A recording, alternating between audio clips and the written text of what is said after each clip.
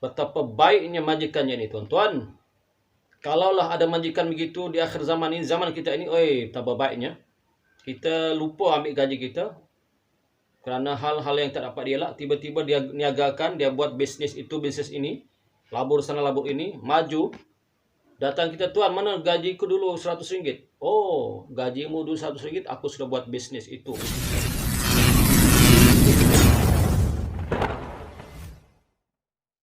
Assalamualaikum warahmatullahi wabarakatuh. Alhamdulillah, nahmaduhu wa nasta'inuhu wa nastaghfiruh, wa na'udzu billahi min sururi anfusina wa min sayyiati a'malina. May yahdihillahu fala mudilla lahu wa may yudlilhu fala hadiyalah. Asyhadu an la ilaha illallah wahdahu la syarika lah wa asyhadu anna Muhammadan abduhu wa rasuluh. Allahumma salli wa sallim ala sayyidina wa nabiyyina Muhammad wa ala alihi wa ashabi ajma'in. La hawla wa la quwata illa billahil aliyil azim. Amma ba'd. Alhamdulillah, tuan-tuan yang dikasih sekalian, puan-puan, saudara-saudari semua. Sekali lagi kita bertemu dalam siri-siri tazkirah online. Kali ini kita akan menceritakan kisah-kisah yang dapat memberi suri tauladan pada kita sebagai panduan dan pedoman kita untuk mencari keridhaan Allah Subhanahu wa taala. Saya nak bahas suatu cerita hadis yang diriwayatkan oleh Sayyidina Umar Ibn Khattab, hadis sahih. Hadis sahih riwayat Bukhari dan Muslim yang ceritanya panjang. Saya nak ceritakan iaitu tiga orang pemuda. Tajuknya tiga orang pemuda. Dulu Nabi kita Muhammad sallallahu alaihi wasallam menceritakan hadis ini bahawa dulu ada tiga orang pemuda. Pemuda ini berjalan mengembara satu tempat. Tiba-tiba dalam pengembaraan mereka itu hujan turun dengan lebat. Hujan, tak semena-mena hujan turun dengan lebat. Maka akhirnya mereka pun berlindung ke dalam satu gua. Ya. Mereka masuk dalam gua ini dengan harapan supaya terhindar daripada hujan yang lebat tadi. Apabila tiga pemuda ini tersebut masuk dalam gua, maka tiba-tiba gua itu tertutup. Tiba-tiba gua itu tertutup. Cuba tuan-tuan renung dan fikirkan, bila gua tertutup apa akan jadi? Yang jadi adalah akan berlaku gelap gelita. Gelap dalam gua. Ya, ni bukan cerita zaman moden ni, tak. Zaman moden ni mungkin kita ada bawa handphone, kan. Kalau tertutup dalam pintu gua, mungkin handphone itu boleh kita jadikan sebagai lampu sulu untuk menghilangkan kegelapan, ataupun sekurang-kurangnya lighter ataupun mancis bagi perokok. Sentiasa ada lighter, ya. Mustahil perokok tak ada lighter ni, mesti ada dalam poketnya. Masuk dalam gua gelap, ada mancis, lighter, boleh hidup. Tapi zaman dulu, tuan-tuan, tak ada handphone, tak ada gadget, tak ada lighter ni. Tak bersedia apa-apa pun. Maka sahabat ni pun masuk dalam gua dalam keadaan kegelapan. Dalam keadaan kegelapan mereka berusaha untuk keluar, tapi tak boleh keluar kerana gua itu tiba-tiba telah tertutup oleh batu yang besar. Tak boleh keluar. Tak boleh keluar, tuan-tuan.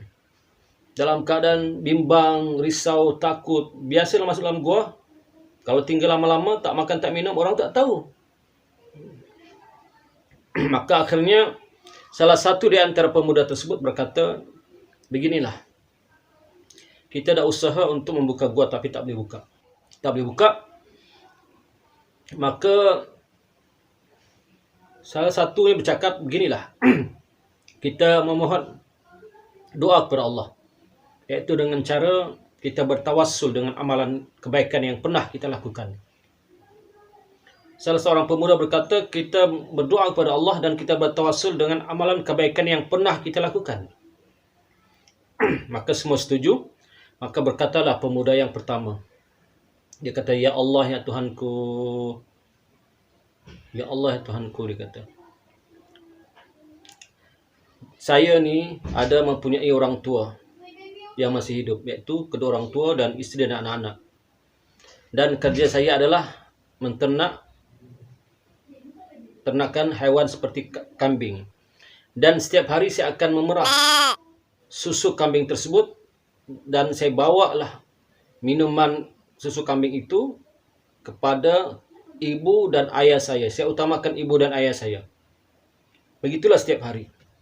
Satu masa, ya Allah, saya terlambat pulang kerana saya pergi jauh mencari rezeki, pergi jauh. Tiba-tiba saya terlambat pulang. Dan pulang pun dah hampir malam. Ada setengah riwayat kata petang. Maka ketika itu, ya Allah, dia kata pemuda yang pertama. Dia kata, ya Allah, aku pun memerahlah susu kambing tersebut. Dan aku seperti kebiasaan bagi kepada ibu dan ayahku. Tapi bila saya sampai ke tempat ibu dan ayahku telah tidur dengan lena. Dan saya adalah seorang anak yang tak mahu ibu dan ayahku saya bangunkan. Saya biarkanlah tidur dalam keadaan gelas minuman susu itu masih di tangan saya. Sedangkan ketika itu anak saya menangis, meminta susu, haus, kelaparan juga. Tapi saya tak pedulikan, ya Allah, kerana saya utamakan ibu dan ayah saya. Hinggalah ibu dan ayah saya terbangun ketika menjelang subuh, saya bagi minum air itu dan ibu dan ayah saya minum. Wahai Tuhanku, andai kata amalan ini dapat memberi keredaan kepadamu dan amalan ini engkau terima ya Allah dan menjadi keredaanmu ya Allah, maka keluarkanlah kami dari gua ini. Maka dengan izin Allah tuan-tuan, bergeraklah sedikit pintu gua itu, sedikit bergerak. Namun masih belum boleh keluar lagi. Namun mereka 3 orang pemuda belum dapat keluar lagi. Akhirnya berkata seorang pemuda lagi, ya Allah Tuhanku, dulu saya ada seorang sepupu. Ya, sepupu saya ini artinya pakcik saya punya anak, seorang wanita yang cantik jelita. Saya tertarik dengan sepupu saya wanita ini yang cantik jelita. Saya jatuh hati dengan dia dan berazam ingin melakukan perkara yang tak baik dengan dia, yaitu berazam ataupun ada niat untuk berzina dengan wanita ini. Maka setiap kali saya jumpa wanita ini setiap kali saya berjumpa dengan wanita ini dan memberitahu hasrat saya untuk bersama dengan dia, wanita ini menolak. Sepupu saya ini menolak, ya Allah. Satu masa sepupu saya datang jumpa saya dan datang semata-mata untuk meminjam duit, minjam wang. Kerana mereka, sepupu saya dan ayahnya dalam keadaan susah, ya, kesusahan, makan minum pun susah, menderitalah susah, makan minum pun payah. Akhirnya wanita ini, sepupunya ini bersusah payah untuk berjumpa dengan saya, ya Allah, untuk meminta duit. Ya, maka saya pun memberi duit itu, tapi dengan satu syarat, yaitu hendaklah wanita ini sanggup bersama dengan saya, tidur dengan saya. Ya. Maka wanita ini yang sepupunya ini yang dalam keadaan tertekan ini pun berkata, dalam keadaan tertekan tuan-tuan, kita ni kalau dalam keadaan tertekan, ya Allah, sanggup melakukan apa saja tuan-tuan. Ini ayahnya dalam keadaan kelaparan dan mereka sudah lama susah, ya. Akhirnya wanita ini pun setuju.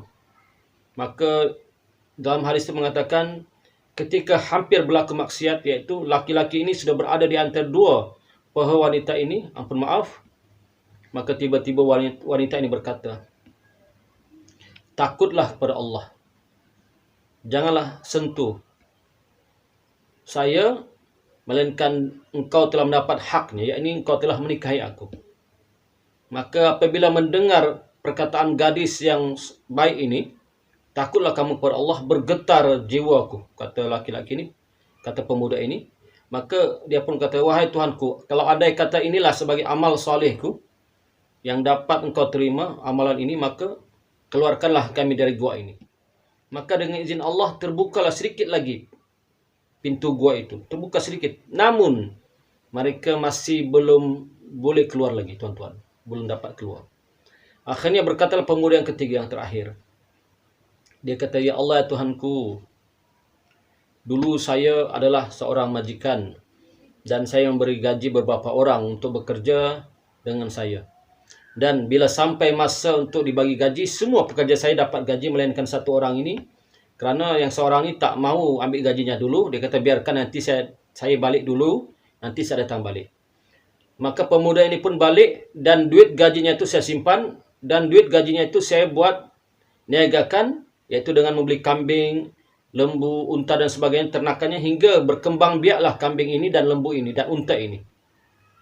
Maka beberapa tahun kemudian datanglah laki-laki pekerja ini untuk minta gajinya. Gaji, ya. Maka dia kata, wahai tuan, dulu saya pernah bekerja, saya nak minta gaji upah saya ketika bekerja dengan kau. Maka kata majikannya ini, bekas majikannya, dia kata, beginilah. Ambillah semua, kau nampak tu kambing, nampak tu lembu, nampak tu unta, yang banyak itu, dalam ladang itu, ambillah semua. Ambillah, itu kau punya. Maka berkata bekas pekerjanya, wahai tuan, adakah tuan ini memperolok-olokkan saya? Kalau bahasa kita, tuan, biar betul kau ni. Ni bahasa kita lah. Aku minta gaji ke tuan, bukan itu. Serius lah tuan. Lebih kurang begitulah. Untuk kita mudah faham. Maka kata majikannya, wahai pekerjaku, sesungguhnya yang kamu nampak itu adalah hak kamu. Kerana ketika kamu tidak mahu ambil duit gaji kamu itu saya sudah niagakan. Kalau istilah sekarang ni kita bisniskan dia. Buat bisnis itu labur sana labur sini hingga majulah. Akhirnya begitulah ya peristiwanya. Begitulah peristiwa bagaimana hebatnya amalan-amalan yang kita lakukan dengan ikhlas kerana Allah. Kita boleh gunakan untuk memohon doa kepada Allah, bertawassul kepada Allah, memohon supaya dengan amalan-amalan yang kita buat dengan ikhlas ini, dengan benar-benar ini, Allah Subhanahu Wa Taala terima doa kita. Ini rahsianya tuan-tuan. Rahsia, ya, rahsia, buatlah amalan yang seikhlas mungkin, sebaik mungkin, ya. Kita boleh gunakan sebagai wasilah tawassul kita memohon pada Allah sekiranya kita amat memerlukan pertolongan Allah Subhanahu Wa Taala. Kerana tiada daya dan upaya kita, la haula wala quwata illa billah, melainkan dengan izin Allah. Alhamdulillah, tuan-tuan, di hujung cerita ini maka terselamat dan keluarlah 3 pemuda tersebut daripada terperangkap dalam gua setelah mereka berdoa kepada Allah Subhanahu Wa Taala dan Allah memperkenankan doa mereka. Alhamdulillahirabbil alamin. Itulah cerita yang saya nak cerita pada tuan-tuan di cerita kali ini, iaitu kisah 3 orang pemuda.